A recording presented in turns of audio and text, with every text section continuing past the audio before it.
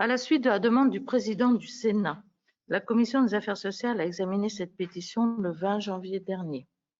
Sur le rapport de notre collègue Philippe Mouiller, la Commission a recommandé qu'une étude d'impact, le cas échéant confiée à un cabinet indépendant, soit réalisée, que la proposition de loi adoptée par l'Assemblée nationale soit inscrite à l'ordre du jour et que la ministre soit entendue en commission. Si les deux derniers points sont satisfaits, aucune étude d'impact approfondie n'a été réalisée, faute de données disponibles. Nous avons été assez surpris de cette difficulté des différents organismes à produire des données dans les délais compatibles avec l'examen du texte. C'est d'autant plus surprenant à nos yeux qu'une réflexion en principe engagée sur l'évaluation des différents minima sociaux dans le cadre du projet de revenu universel.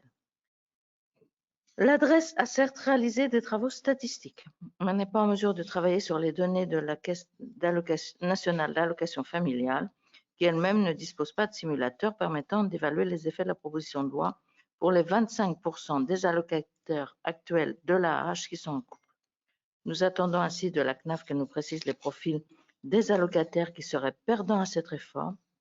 Si les bénéficiaires potentiels du texte ont su faire entendre leur voix, il n'en va pas de même pour ceux qui y perdraient et que nous ne pouvons pas négliger.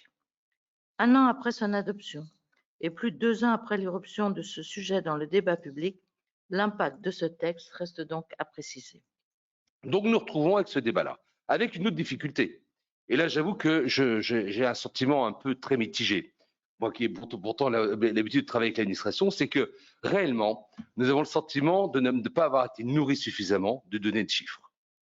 Soit parce qu'à un moment donné, ça se limitait aux chiffres que vous annonciez, c'est-à-dire qu'à un moment donné, on devait avoir une validation de ce qu'étaient les chiffres donnés, sans souvent des niveaux de détail suffisants, et avec une incapacité à mobiliser un cabinet d'études indépendant que nous souhaitions, donc pour lequel l'Archi s'était engagé, parce qu'à un moment donné, on avait un système de ping-pong où tout le monde se renvoyait l'information sur les données.